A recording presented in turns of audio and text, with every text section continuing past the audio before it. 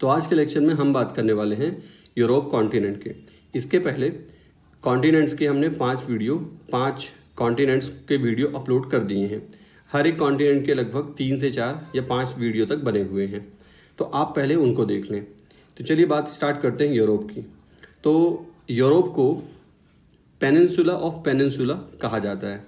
Peninsula का मतलब क्या होता है? पेनिनसुला का मतलब ये होता है कि कोई भी ऐसी लैंड बॉडी जो 3 साइड से वाटर बॉडी से सराउंडेड हो। जैसे इंडिया की अगर बात करें तो ये इस तरीके से इंडिया का मैप है। तो हम कहेंगे एक डायरेक्शन ये हो गया, एक डायरेक्शन ये हो गया और एक डायरेक्शन ये हो गया। तो ये वाला जो इंडिया का पार्ट है जिसको हम साउथ इंडिया कह सकते हैं, साउथ इंडिया क्या हो गया? एक पेनिनसुला हो गया। ठीक, तो ये पेनिनसुला क्या है? 3 साइड से वाटर से सराउंडेड है। इसी तरह से जो यूरोप है, यूरोप भी 3 साइड से वाटर से सराउंडेड है। तो उसमें जैसे अगर आप इसको यूरोप ले ले तो यूरोप का जो ये वाला पार्ट है, इधर क्या है? इधर आर्कटिक ओशियन है। और यूरोप का जो वेस्ट वाला इधर वाला पार्ट है, इस तरफ एक वाटर बॉडी है जिसको बोलेंगे, इसको बोलेंगे अटलांटिक। और यहाँ पास देखिए ये जो वाटर बॉडी है ये हो गया मेडिटेरेनियन। तो इस तरह से आर्कटिक ओशियन हो गया और अटलांटिक ओशियन हो गया और मेडिटेरेनियन सी हो गया। ये 3 वो वाटर बॉडीज़ हैं जो यूरोप कॉन्टिनेंट को सराउंड कर रही हैं। इसीलिए हम यूरोप कॉन्टिनेंट को क्या बोल रहे हैं? Peninsula of peninsula. अब इसका क्या मतलब है? अगर हम ऐसा बस बोलते कि यूरोप कॉन्टिनेंट पेनिनसुला है तो बात समझ में आ गई, लेकिन बोला गया है पेनिनसुला ऑफ पेनिनसुला। इसका मतलब ये हुआ कि जब हम पूरे यूरोप की बात कर रहे हैं तो 3 आपने वाटर बॉडी देख ली जिससे यूरोप सराउंडेड है। अब अगर हम यूरोप के छोटे छोटे पार्ट्स को लें, जैसे मान लीजिए हमने लिया इसको, जैसे हम स्पेन ही ले लेते हैं। अब स्पेन की अगर बात करें तो इधर से भी देखिए वाटर बॉडी से सराउंडेड है, इधर से भी सराउंडेड है और इधर से भी सराउंडेड है। तो स्पेन भी 3 तरफ से वाटर बॉडी से सराउंडेड है। इसी तरीके से अगर आप इसकी बात करें, सपोज डेनमार्क की बात कर लें, तो डेनमार्क भी इस तरफ से, इस तरफ से और इस तरफ से, ये डेनमार्क है हमारा। तो डेनमार्क भी 3 तरफ से सराउंडेड है। इसका मतलब ये हुआ कि एक कॉन्टिनेंट जो खुद 3 तरफ से वाटर बॉडी से सराउंडेड है, उस कॉन्टिनेंट के अंदर भी बहुत सारे ऐसे कंट्री हैं, बहुत सारे ऐसे रीजन्स हैं जो खुद एक पेनिनसुला है। यानी कि एक हो गया बड़ा पेनिनसुला जो 3 तरफ से वाटर बॉडी से सराउंडेड है, और उस पेनिनसुला के अंदर भी छोटे छोटे पेनिनसुला जो 3 तरफ से वाटर बॉडी से सराउंडेड है। तो इसका मतलब अब हम कह सकते हैं कि जो यूरोप कॉन्टिनेंट है वो क्या है? Peninsula of peninsula. और क्या कह सकते हैं? Peninsula of Eurasia. इसका मतलब ये हो गया, यूरोप और एशिया को मिला करके बोल दिया यूरेशिया। तो यार ये अपना हो गया, मान लीजिए यूरोप, ठीक, इधर हो गया अपना ये अफ्रीका हो गया, ठीक, ये अफ्रीका, इधर हो गया यूरोप, और यूरोप के बाद इधर ये अपना हो गया एशिया। तो यार अगर हम ज्योग्राफिकली, क्योंकि ये और ये कनेक्टेड हैं, यूरोप और एशिया कनेक्टेड हैं, तो इसको साथ में हमने बोल दिया यूरेशिया। तो यार ये जो पूरा यूरेशिया है इस तरीके से, ये इस यूरेशिया का ये वाला जो पार्ट हुआ, इस पार्ट को हम क्या बोल रहे हैं? पेनिनसुला बोल रहे हैं। तो ऐसा भी कह सकते हैं कि ये यूरेशिया को अगर एक हम बिगर कॉन्टिनेंट माने तो उस कॉन्टिनेंट का ये क्या है? एक पार्ट होगा जो कि क्या होगा? पेनिनसुला होगा। तो इसको क्या बोलते हैं? Peninsula of Eurasia. ठीक, फिर इसके बाद बात करें इसके एरिया की, तो इसका जो एरिया है वो वर्ल्ड के जो टोटल एरिया है उसका ये 7% ये कवर कर रहा है। जो हम लैंड मास की बात कर रहे हैं उसका ये 7% कवर कर रहा है। और अब इसके बाद हमें ये पता होना चाहिए, इस मैप को आप देखिए, इस मैप में जो ग्रीन पार्ट है वो क्या है? वो यूरोप है।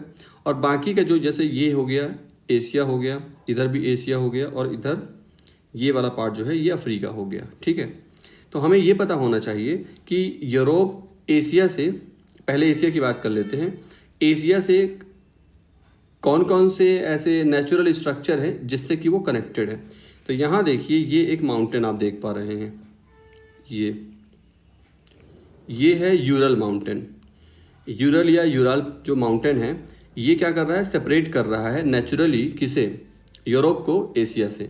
इसी तरीके से यहाँ देखेंगे एक माउंटेन ये रहा, काकेसस। तो काकेसस माउंटेन भी क्या कर रहा है, ये एक तरह से नेचुरल बॉर्डर बना रहा है यूरोप और एशिया के बीच में। और इसी तरीके से अगर आप देखें तो ये क्या है, ये कैस्पियन सी है। तो कैस्पियन सी भी क्या कर रहा है, ये बॉर्डर बना रहा है यूरोप और इस तरफ एशिया।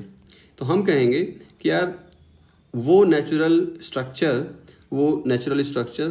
जो सेपरेट कर रहे हैं यूरोप को एशिया से, वो कौन कौन से हैं, यूरल माउंटेन हो गया, फिर इसके बाद यहाँ यूरल रिवर भी यहाँ पे है, कैस्पियन सी हो गया, काकेसस माउंटेन हो गया। ठीक, चलिए, तो ये तो बात हो गई सेपरेशन की। अच्छा, इसके अलावा काकेसस रेंज में ही यूरोप का जो हाईएस्ट पीक है, जिसको बोलते हैं माउंट एल्ब्रूस, ये यहाँ लोकेटेड है। तो आपको ये पता होना चाहिए कि माउंट एल्ब्रूस कहाँ है, काकेसस में ही लोकेटेड है।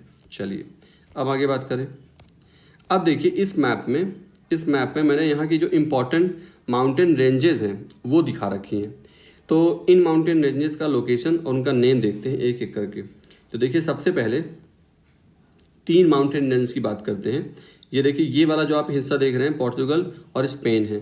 तो पोर्चुगल और स्पेन दोनों को एक साथ आइबेरिया बोलते हैं। क्या बोलते हैं, आइबेरिया।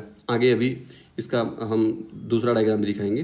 तो ये जो हिस्सा मैं रेड पार्ट से बना रहा हूँ, ये वाला, ये पूरा पार्ट क्या है, आइबेरिया है। अब यार आइबेरिया जो है ये सराउंडेड है कौन कौन से माउंटेन रेंजेस से।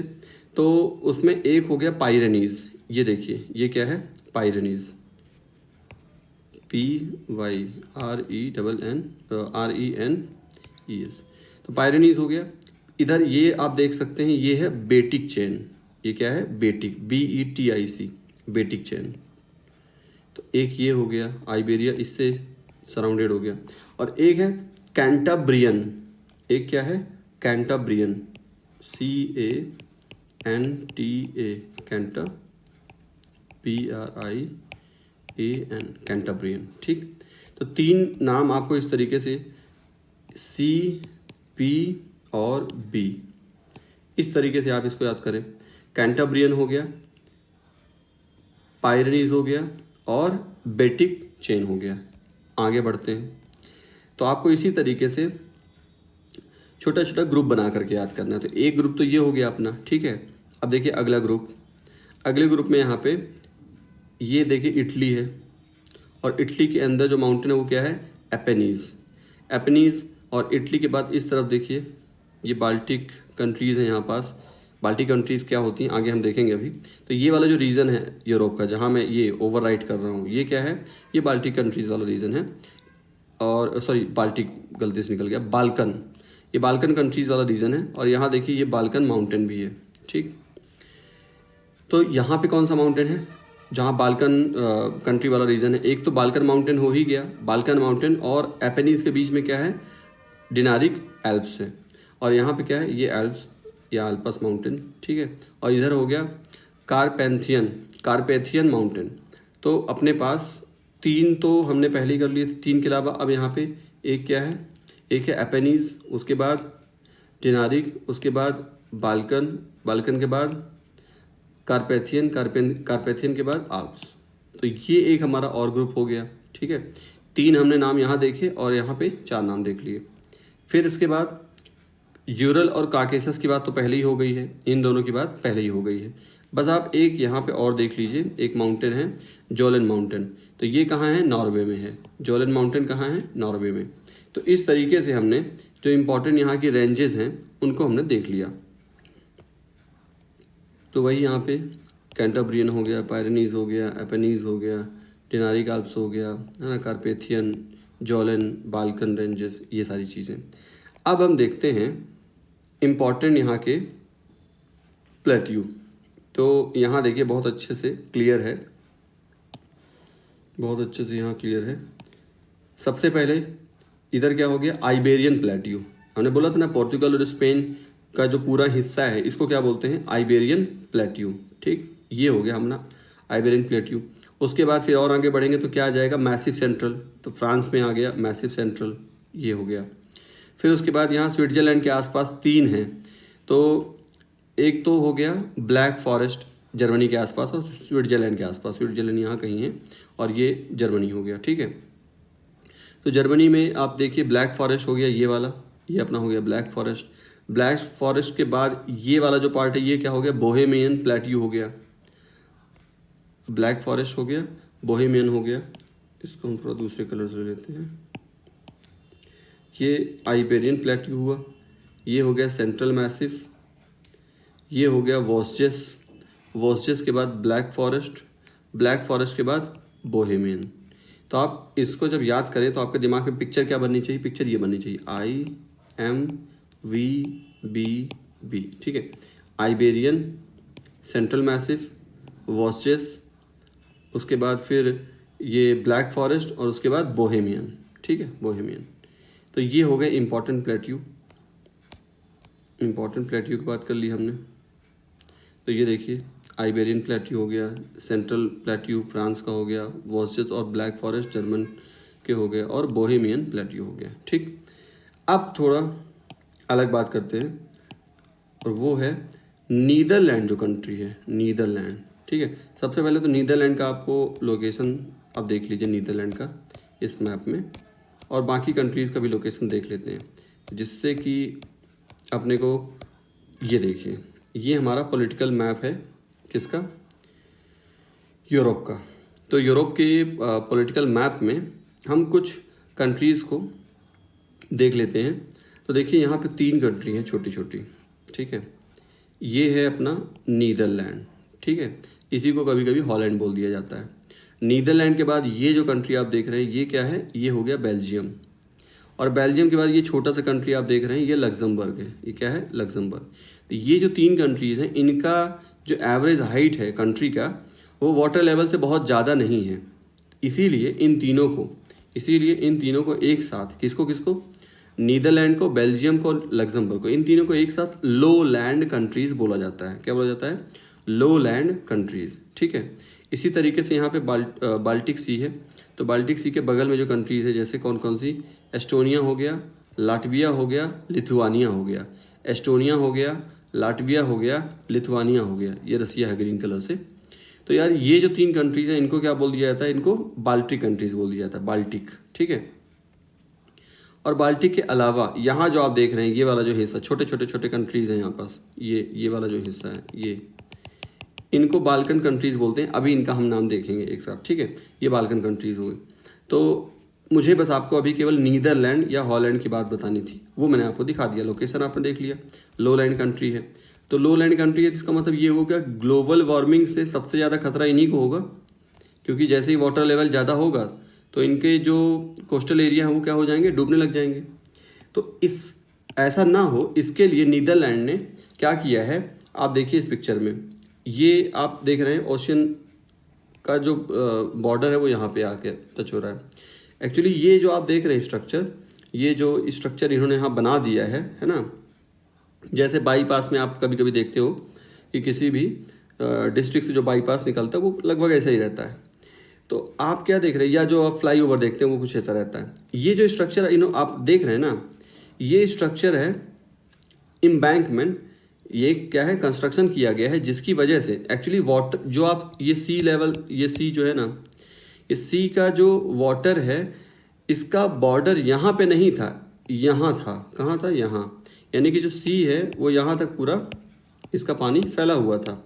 लेकिन इन्होंने क्या किया, बीच में एक स्ट्रक्चर बना दिया ऐसा। इन इंजीनियर्स ने क्या किया, एक स्ट्रक्चर बना दिया। इसको, इस स्ट्रक्चर को क्या बोल सकते हैं, इसको बोल सकते हैं एम्बैंकमेंट। और भाई इसकी वजह से इनको क्या मिल गया, इन्होंने एक तरह से पानी को रोक लिया। समझ रहे हैं, मतलब हमने कोई स्ट्रक्चर बना करके पानी की तरफ बढ़ा दिया तो हमको क्या हो जाएगा, यहाँ पे पानी था, इसको हमने यहाँ खींच करके यहाँ कर दिया, तो इससे हमको बहुत सारी लैंड मिल जाएगी। तो आप सोच लीजिए, अगर कोई कंट्री अगर अपने पूरे कोस्टल एरिया में ऐसा कर ले तो उसके पास तो बहुत सारा लैंड वो ऑक्यूपाई कर लेगा इस तरीके से।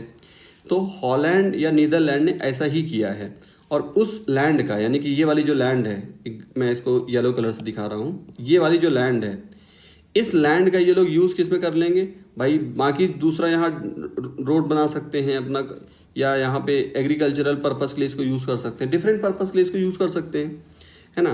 तो ये जो लैंड है, इस लैंड को तो क्या बोलते हैं, पोल्डर लैंड। इस लैंड को क्या बोलते हैं, पोल्डर लैंड। और ये जो एम्बैंकमेंट बना है, जो रोड जैसी आप देख पा रहे हैं, इसको क्या बोलते हैं? इसको बोलते हैं डाइक।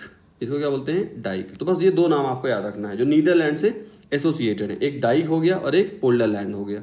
चलिए आगे बात करते हैं। अब एक जो नेक्स्ट टर्म आपको समझनी है वो है फ्योर्ड, है ना। फ्योर्ड के लिए स्पेलिंग दोनों यूज होती हैं। ये फ्योर्ड तो ये हो गया स्पेलिंग, और एक फिजोर्ड भी इसको बोल सकते हैं, जो भी है ना। तो मैं फ्योर्ड बोलूँगा, मैं इसका यूज़ करूँगा। तो अगली जो टर्म हमें समझनी है वो है कि फ्योर्ड क्या होता है, और ये जो फ्योर्ड है फिर बाकी यूरोप के किस किस पार्ट में मिलता है उसकी बात करेंगे। ऐसे समझिए, ये जो आप हिस्सा देख रहे हो, जो ब्लू कलर से मैं बना रहा हूँ, ये क्या है? मान लीजिए ये मैंने बना दिया सॉइल लेवल। क्या बना दिया? Soil level. जैसे मान लीजिए अगर आप यहाँ ग्लेशियर के ऊपर आप यहाँ खड़े हैं, ठीक है, आपके नीचे क्या है? आपके नीचे बर्फ़ है। बर्फ़ को खोदोगे तो कहाँ पहुँचोगे? कहीं तो मिट्टी मिलेगी आपको, है ना। तो वो वही समझ लीजिए, ये जो ब्लू कलर से मैंने बना दिया, ये क्या है? ये सॉइल का लेवल है, ठीक है भाई। अगर आप यहाँ खड़े हो तो इसका मतलब अगर आप मिट्टी तक जाना चाहते हो तो आपको बहुत खोदना पड़ेगा, इतना खोदना पड़ेगा, है ना। अगर आप यहाँ खड़े हो तो उसी हिसाब से आपको और गहरा जाना पड़ेगा। तो आप ये समझ गए कि जो ब्लू लाइन मैंने बना दी है, ये क्या है? ये ग्लेशियर के नीचे खोदते जाएंगे तो हमको क्या मिलेगा? तब जाके मिट्टी मिलेगी। अब क्या हुआ? अब जितना हिस्सा ब्लू कलर के ऊपर है, ये वाला जिस पे मैं लाइन बना रहा हूँ, ये वाला हिस्सा अचानक से ग्लोबल वार्मिंग कह दो या जो और कोई रीज़न हो सकता है, इसकी वजह से ये हिस्सा टूट करके बह गया। टूट करके कहाँ चला गया? इधर चला गया, सी की तरफ। अब क्या होगा? अब जो भी आइस वाइस ऊपर बन रही थी वो फिर से इकट्ठा हो करके इस तरह से बहते हुए, जो आइस है फिसलते हुए कहना चाहिए, फिसलते हुए कहाँ जाएगी? सी की तरफ जाएगी। ऐसा होने की वजह से ये जो सॉइल का लेवल आप ब्लू कलर से देख रहे थे, ये धीरे धीरे इसका इरोजन स्टार्ट हो जाएगा। क्या स्टार्ट हो जाएगा? इरोजन। ऐसा होते होते ये कहाँ तक पहुँच जाएगा? यहाँ तक। मतलब जमीन, जो मिट्टी का लेवल था, जो सॉइल का लेवल था, वो पहले जो ब्लू लाइन के पास था, अब इरोजन की वजह से धीरे धीरे कहाँ आ जाएगा? नीचे आ जाएगा। तो ये प्रेजेंट बॉटम है किसका? फ्योर्ड का। और ये वाला वैली बॉटम किसका है? ग्लेशिएशन जब चल रहा था, यानी कि जब बर्फ फिसल के नीचे जा रही थी, उसके पहले का है। अब भाई कुछ टाइम बाद काफ़ी ग्लोबल वार्मिंग और दूसरी चीज़ें हुई, तो उससे क्या हुआ? ये पूरी बर्फ़ पिघल गई। तो अब जब ये भी बर्फ़, यहाँ भी बर्फ़, इस जगह पे भी बर्फ़ पिघल जाएगी जो अभी तक यहाँ से फिसल के जा रही थी। तो यार ये सी लेवल क्या है? सी लेवल तो यहाँ पे है। तो क्या हुआ? ये तो कुछ ऐसी बात हो गई। ये देखिए, ये तो कुछ ऐसी बात हो गई। पहले यहाँ क्या था? पहले यहाँ आइस थी, इतने रीजन में पहले आइस थी। अब यहाँ पे क्या आ गया? पानी आ गया, समंदर का पानी आ गया। तो यार इसको बोलते हैं, ये जो आप स्ट्रक्चर देख रहे हो ना, इसी को बोलते हैं फ्योर्ड। इसे क्या बोलते हैं? फ्योर्ड। तो यानी कि फ्योर्ड कोई ऐसी झील है, जैसे आप हैं, ठीक है ना भाई। अब आप तैर रहे हैं, अब आप अंदर डुबकी लगा के अंदर गए, तो आपको पता चला कि यार अगर यहाँ कोई शिप मान लीजिए डूब गया, तो डूब के कहाँ पड़ मिलेगा? यहाँ। तो ये बह करके आगे तक नहीं जाएगा। क्यों? क्योंकि ये स्ट्रक्चर यहाँ बना हुआ ना, ये देखिए ये स्ट्रक्चर। तो कहना चाहिए कि अगर हम फ्योर्ड के अंदर जाके देखेंगे, वैसे बाहर से देखेंगे तो कैसा दिखाई देगा? वो एक हमको झील जैसा दिखाई देगा। लेकिन अगर हम अंदर जाके देखेंगे तो पता चलेगा कि ये एक यहाँ पे स्ट्रक्चर इस तरह से है, और इस स्ट्रक्चर से कहना चाहिए एक तरह से इंटरनली सेपरेट है। ये फ्योर्ड वाला रीजन है किससे? मेन सी लेवल से। मेन सी जो बॉडी है उससे थोड़ा सा इसमें सेपरेशन है, ऊपर नहीं है, बाकी नीचे थोड़ा सा है। तो आई होप कि आपको अब फ्योर्ड के बारे में थोड़ा सा आइडिया लग गया होगा, थोड़ा सा ठीक आइडिया लग गया होगा। अब हम फैक्ट्स पे बात करते हैं। तो भाई जो नॉर्वे है, नॉर्वे हमने ऊपर आपको दिखाया था मैप में, ये इस टाइप से यूरोप है, ये इस टाइप से, यहाँ बाल्टिक सी यहाँ पे था, तो ये नॉर्वे कंट्री है, ये नॉर्वे कंट्री है। तो हम कह रहे हैं कि जो नॉर्वे है, नॉर्वे में ये जो अभी हम जिस स्ट्रक्चर की बात कर रहे थे, ऐसा स्ट्रक्चर कहाँ मिलेगा? वहीं मिलेगा जो कि पोलर रीजन के आसपास होगा। ऐसी जो जगह जो कि कहाँ हो? पोल के आसपास हो। नॉर्वे कहाँ है? पोल के आसपास है। तो ये जो एग्जाम्पल हमने बताया आपको वाटर बॉडी का, जिसको कि हम क्या बोलते हैं? फ्योर्ड कोस्ट बोलते हैं, ये कहाँ मिलता है? ज़्यादातर नॉर्वे में मिलता है। और वहाँ पे भी एक नाम आप याद रखेंगे, सोनफ्योर्ड। सोनफ्योर्ड जो है वहाँ का लार्जेस्ट फ्योर्ड है, वर्ल्ड का लार्जेस्ट फ्योर्ड है, ठीक है। तो एक तो नाम ये हो गया। और कैसे बनता है ये हमने बात कर ही ली। A true fjord is form when a glacier cuts a U shaped valley, है ना। तो मतलब बहुत बड़ा ग्लेशियर जो है कट करके अलग हो जाए और उससे एक यू शेप्ड वैली बन जाए, घाटी बन जाएगी, और घाटी बन जाएगी और धीरे धीरे उसका एब्रेशन होता जाएगा, इरोजन होता जाएगा, तो धीरे धीरे वहाँ पे क्या हो जाएगा, पानी इकट्ठा हो जाएगा फिर, ठीक। तो इसको ऐसा भी कह सकते हैं कि नैरो आर्म ऑफ द सी, है ना। आप इस वाले डायग्राम में देखें तो क्या दिखाई दे रहा है, ये नैरो आर्म ऑफ द सी है, एक तरह से समंदर है, समंदर से आप अंदर जा सकते हैं। लेकिन इंटरनली देखेंगे तो ये अंदर यहाँ पे देखिए एक स्ट्रक्चर होगा इस तरीके का, ये है जिससे कि जो सी बॉडी है वो इस अंदर वाली बॉडी से इससे थोड़ा सा अलग है, अलग कर रही है इसको, ठीक। अब अगर मान लीजिए ये ऐसा, ये जो आप सिल का लेवल जो देख रहे हैं, ये अगर यहाँ तक होता, ऐसा होता, तब फिर इसको हम बैक वाटर बोल देते, तब इसको क्या बोलते थे, बैक वाटर बोल देते, जैसे केरल में मिलता है, ठीक है। और केरल में वैसे भी ये ग्लेशिएशन से नहीं बना है, मतलब वहाँ पे तो नॉर्मल ही वाटर अंदर आ गया है ना, यहाँ पे ऐसा ग्लेशियर वाली बात नहीं हुई है। तो फ्योर्ड वाला जो वर्ड हम यूज़ करेंगे वो केवल किसके लिए यूज़ करते हैं, जिसका फॉर्मेशन ग्लेशिएशन से ही हुआ है, यानी बर्फ पिघलने से ही हुआ है, उसी के लिए हम फ्योर्ड वर्ड यूज़ करेंगे। अदरवाइज बैक वाटर बोल देंगे नॉर्मली, जैसे हम साउथ इंडिया में देखेंगे वहाँ के लिए बैक वाटर वर्ड होता है, ठीक। कयाल भी बोलते हैं उसको। अच्छा भाई, फिर अब कुछ जो बैक वाटर्स होते हैं उनमें डेप्थ बहुत ज़्यादा होती है, गहराई बहुत ज़्यादा होती है। जैसे आप देखें यहाँ गहराई कितनी है, यहाँ से आप यहाँ जाएंगे इतनी गहराई है, हो सकता है और ज़्यादा भी हो जाए, तो डिपेंड करता है कि इरोजन कितना ज़्यादा हुआ है। मान लीजिए बहुत ज़्यादा इरोजन हो जाएगा, ऐसा भी हो सकता है ये। तो अब क्या होगा, अब वाटर सी लेवल से देखा जाए तो सी लेवल से काफ़ी गहरा हो गया, ये काफ़ी गहरी हो गई। तो इस तरह से इसकी जो डेप्थ है वो डिपेंड करती है ग्लेशिएशन कितना हुआ है। तो अगर डीपेस्ट पॉइंट की बात की जाए तो वहीं एक सोन फ्योर्ड है ना, सोन फ्योर्ड नॉर्वे में, और उसका काफ़ी डीप है वो। और इसके अलावा कैनाल मीज़र भी है, ये चिले कंट्री में है, साउथ अमेरिका में कंट्री है चिले। तो चिले में कैनाल मीज़र है। तो एक 3 नाम आपको याद रखने हैं, मतलब एक तो वो जो लार्जेस्ट फ्योर्ड है, साइज इसका बहुत बड़ा है। फिर आपको याद रखना है, तो मैंने आपको बताया कि 3 नाम आपको याद रखने हैं। एक तो हो गया सोन फ्योर्ड जो कि लार्जेस्ट है वर्ल्ड का, और कहाँ है ये, नॉर्वे में, ठीक। फिर उसके बाद आपको एक नाम याद रखना है,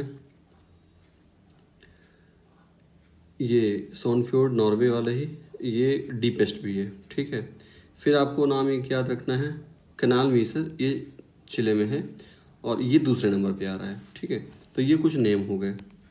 अब आगे बात करें, फिनलैंड जो है, जैसे ये नॉर्वे हो गया, फिर नॉर्वे के बाद इधर स्वीडन हो गया, और स्वीडन के बाद फिर ये वाला जो पार्ट है इसको बोलते हैं फिनलैंड।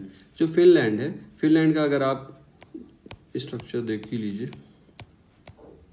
फिनलैंड का अगर आप नेचुरल वाला जो एटलस है, ये तो अभी पॉलिटिकल है, यहाँ देखिए फिनलैंड ये रहा, ठीक है, नॉर्वे, स्वीडन, फिनलैंड। तो अगर आप इसका नेचुरल वाला मैप देखेंगे तो आपको काफ़ी सारे ब्लू या ग्रीन डॉट्स दिखाई देंगे। तो ब्लू डॉट का मतलब ये है कि वहाँ क्या है, बहुत सारी वाटर बॉडीज़ हैं। तो ये जो वाटर बॉडीज़ हैं वो क्या हैं, एक्चुअली लेक्स हैं, ठीक है। और बनी कैसी हैं, वही मेल्टिंग ऑफ आइस शीट्स, ठीक है। तो जो आइस है पिघल करके वहाँ पे लेक का फॉर्मेशन कर देता है। तो इसीलिए फिनलैंड को क्या बोलते हैं, लैंड ऑफ लेक्स। काफ़ी सारी लेक्स हैं, लैंड ऑफ। अब ऐसा नहीं है कि इसका मतलब ये हुआ क्या कि वर्ल्ड में सबसे ज़्यादा लेक्स फिनलैंड में, नहीं, इसका ये मतलब नहीं है, है ना। बाकी दूसरी भी बहुत सारे ऐसे कंट्रीज है जिसमें लेक्स का नंबर काफ़ी ज़्यादा होगा, लेकिन कुछ प्लेसेस को ऐसे एक बार नाम मिल जाता है तो फिर वो ऐसे ही फेमस हो जाते हैं। चलिए अब आगे बात करते हैं। अब हम ये देखिए, ये आप देख सकते हैं, ये हमने यूरोप का जो नॉर्थ वाला पार्ट है उसको दिखा रखा है। तो देखिए इसमें जो ये ब्राउन कलर से हमने पार्ट्स दिखा रखे हैं, कौन कौन से पार्ट्स हैं। एक तो ये छोटा सा कंट्री है आइसलैंड, ठीक है भाई। फिर उसके बाद यहाँ पे छोटा सा कंट्री है जर्मनी के ऊपर, यहाँ जर्मनी है, जर्मनी के ऊपर डेनमार्क, ठीक। फिर 3 हमने अभी आपको बात बता ही दी, एक फिनलैंड हो गया, फिनलैंड के अलावा स्वीडन हो गया, स्वीडन के अलावा नॉर्वे हो गया, ठीक है। और एक यहाँ पे छोटा सा आइलैंड भी है जो डेनमार्क का ही है, इसी का है ना, फैरो आइलैंड, ठीक। अब भाई ये जितना पार्ट आप देख रहे हैं इस पार्ट में एक लैंग्वेज बोली जाती है जो कि जर्मन लैंग्वेज से डिराइव होती है, स्कैंडिनेवियन लैंग्वेज। तो यार ये जो ब्राउन पार्ट आप देख रहे हो ये कल्चरली एक ही तरह का है, इसीलिए इन कंट्रीज को एक साथ क्या बोल दिया जाता है, स्कैंडिनेवियन कंट्रीज। क्या बोल दिया जाता है, स्कैंडिनेवियन कंट्रीज। तो स्कैंडिनेवियन लैंग्वेज बोलने वाले लोगों का जो फैलाव है वो यहाँ हुआ है। वैसे मेनली 3 कंट्रीज को इसमें इंक्लूड किया जाता है, नॉर्वे को, स्वीडन को और डेनमार्क को। लेकिन कहीं कहीं पे फिनलैंड को भी इसमें इंक्लूड कर लिया जाता है, आइसलैंड को भी कर लिया जाता है और फैरो आइलैंड को भी कर लिया जाता है। एक छोटा सा बीच में यहाँ भी एक आइलैंड उसको भी कर लिया जाता है। तो कहने का मतलब ये है कि स्कैंडिनेवियन कंट्री जो हैं ये वो कंट्रीज हैं जहाँ पे ये देखिए नॉर्वे, स्वीडन, आइसलैंड और डेनमार्क है ना, इन सबको मिला करके फिनलैंड को भी शामिल कर लें तो इसको भी मिला करके क्या बन जाएगा, स्कैंडिनेविया। तो स्कैंडिनेविया पेनिनसुला जो है, पेनिनसुला ये एग्जैक्टली कहाँ पास है, ये हम इसकी बात कर रहे हैं, ये पेनिनसुला। ठीक, तो ये जो पेनिनसुला है इसमें क्या क्या आते हैं, स्वीडन आ गया, नॉर्वे आ गया और फिनलैंड वाला ही पार्ट आ गया। तो ये जो एरिया है इसको एसोसिएट करने का ज्योग्राफिकल तरीका भी हो गया, जिसमें कि 3 को हमने शामिल किया, किसको डेनमार्क, स्वीडन और नॉर्वे। ठीक है ना, यही जो सर्कल हमने बना दिया है इसमें 3 आ रहे हैं। तो ज्योग्राफिकली और कल्चरली देखा जाए तो 6 पार्ट इसमें आ जाएंगे, डेनमार्क भी आ जाएगा, स्वीडन भी आ जाएगा, नॉर्वे आ जाएगा, आइसलैंड आ जाएगा, फिनलैंड आ जाएगा और फैरो आइलैंड ये रहा, है ना। तो यहाँ इसको स्कैंडिनेविया जो पार्ट है इसको 2 तरीके से डिफाइन किया जाता है, ज्योग्राफिकली और कल्चरली। कल्चरली अगर देखा जाए तो पूरा हिस्सा आ जाएगा और जियोग्राफिकली देखा जाए तो केवल 3 हिस्से आएंगे, है ना, ये 3 जो मैंने दिखा रखे हैं। तो ये होगी बात। अब इसके बाद अगली इंपॉर्टेंट बात करते हैं 3 टर्म की। आपने सुना होगा, एक हो गया इंग्लैंड, एक हो गया ग्रेट ब्रिटेन और एक हो गया यूनाइटेड किंगडम। अब इन तीनों में डिफरेंस क्या है इसको समझते हैं। देखिए यहाँ पे कुछ कंट्रीज़ हैं जिनको मैं आपको दिखाता हूँ। ये एक कंट्री है, इसका नाम क्या है, वेल्स। ठीक है भाई। फिर एक ये कंट्री है जिसका नाम क्या है, इंग्लैंड। ठीक है भाई। फिर ये कंट्री है जिसका नाम क्या है, स्कॉटलैंड। ठीक।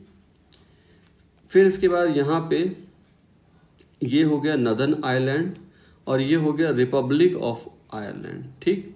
तो ऐसे देखा जाए तो कितने कंट्री हो गई, 5 हो गई। अब क्या है, इनमें से स्कॉटलैंड ले लीजिए, इंग्लैंड ले लीजिए और वेल्स ले लीजिए, तीनों को मिला दीजिए तो अब जो बनेगा उसको क्या बोलते हैं, इसको बोलते हैं ग्रेट ब्रिटेन। ठीक है भाई। तो ग्रेट ब्रिटेन क्या है, इसमें मेनली 3 आइलैंड आ रहे हैं, 3 आइलैंड कंट्री आ रही है। एक तो स्कॉटलैंड हो गया, इंग्लैंड हो गया और वेल्स हो गया। ठीक है। अब अगर ग्रेट ब्रिटेन में इसको भी शामिल कर लिया जाए, किसको, नदर्न आइलैंड को। 3 तो हो ही गए जिसमें मैंने फिर से सर्कल कर रहा हूँ, नंबर 1 स्कॉटलैंड, इंग्लैंड और वेल्स, ये 3 तो हो ही गए। इसके साथ एक और अगर जोड़ दिया जाए नदर्न आइलैंड, तो अब ये बन जाएगा यूनाइटेड किंगडम। अब क्या बन जाएगा ये, यूनाइटेड किंगडम। तो इसका मतलब क्या हुआ, ग्रेट ब्रिटेन बना 3 पार्ट से मिलकर के, स्कॉटलैंड, इंग्लैंड और वेल्स, और फिर ग्रेट ब्रिटेन में एक पार्ट और अगर जोड़ देंगे तो क्या बन जाएगा, यूनाइटेड किंगडम। अगर मान लीजिए इसमें इसको भी ऐड कर देंगे, इसको रिपब्लिक ऑफ आयरलैंड को अगर ऐड कर देंगे तो अब इसको कह दिया जाएगा ब्रिटिश द्वीप समूह, यानी कि ब्रिटिश आइल्स।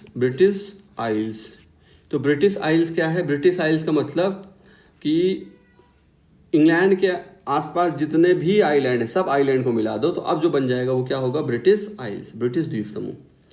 और बाकी ये नदर्न आइलैंड और रिपब्लिक ऑफ आयरलैंड, इनको दोनों को मिला देंगे तो पूरा कंप्लीट आयरलैंड हो जाएगा। ठीक।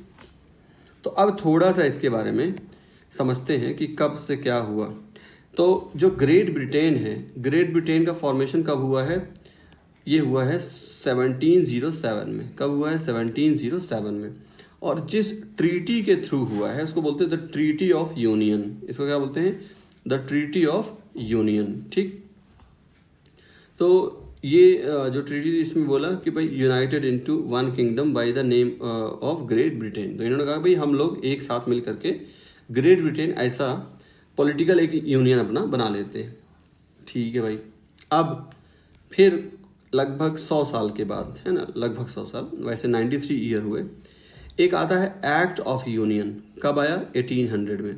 तो एक्ट ऑफ यूनियन में क्या हुआ, ये बोला गया कि काम करते हैं, एक्ट ऑफ यूनियन जिस टाइम पे आया था उस टाइम पे आयरलैंड पूरा पूरा हुआ करता था, ठीक है ना। तो एक्ट ऑफ यूनियन में ये हुआ कि अरे काम करते हैं, ग्रेट ब्रिटेन में आयरलैंड को भी मिला लेते हैं, ग्रेट ब्रिटेन में आयरलैंड को भी मिला लेते हैं। ऐसा करने से क्या बन गया फिर? अब बन गया यूनाइटेड किंगडम। ठीक है भाई। यूनाइटेड किंगडम में क्या, यूनाइटेड किंगडम क्या है? ग्रेट ब्रिटेन में क्या जोड़ दिया जाए? आयरलैंड जोड़ दिया जाए, तो क्या बन जाएगा? United kingdom. लेकिन ऐसा कब तक रहा? ऐसा रहा 1922 तक। ऐसा कब तक रहा? 1922 तक। 1922 में इसने कहा, किसने? ये आयरलैंड का ये वाला हिस्सा जिसको बोलते हैं रिपब्लिक ऑफ आयरलैंड, इन्होंने कहा यार हमको अलग कर दो, हमको अलग कर दो। किससे अलग कर दो? यूनाइटेड किंगडम का हम पार्ट नहीं रहना चाहते। अच्छा भाई ठीक है, तो इनको अलग कर दिया गया। तो इसीलिए प्रेजेंट टाइम में जो आयरलैंड है उसमें ये दो कंट्रीज हो गए, एक नदर्न आयरलैंड हो गया, एक रिपब्लिक ऑफ आयरलैंड हो गया। तो 1922 में आयरलैंड से जब ये अलग हो गया तो अब यूनाइटेड किंगडम में केवल कितना आता है? जितना हमने दिखा रखा है। तो ये जो पिक्चर आप देख रहे हैं ये प्रेजेंट टाइम की है। पास्ट में क्या था? पास्ट में यूनाइटेड किंगडम में ये पूरा शामिल था, यानी जिसको आज हम ब्रिटिश आइल्स बोल रहे हैं, ब्रिटिश द्वीप समूह बोल रहे हैं, वो एक्चुअली पहले पास्ट में 1922 तक पूरा का पूरा यूनाइटेड किंगडम ही था। ठीक है भाई, ये हो गई बात। अब यहाँ पे हमने ये बता रखा है कि जो स्पेन और पोर्तुगल है इसको मिला करके क्या बोला जाता है? आइबेरिया। अभी हमने बताया ही था आपको, आइबेरिया बोलते हैं। अब इसके बाकी का जो पार्ट है इसको हम करते हैं नेक्स्ट क्लास में।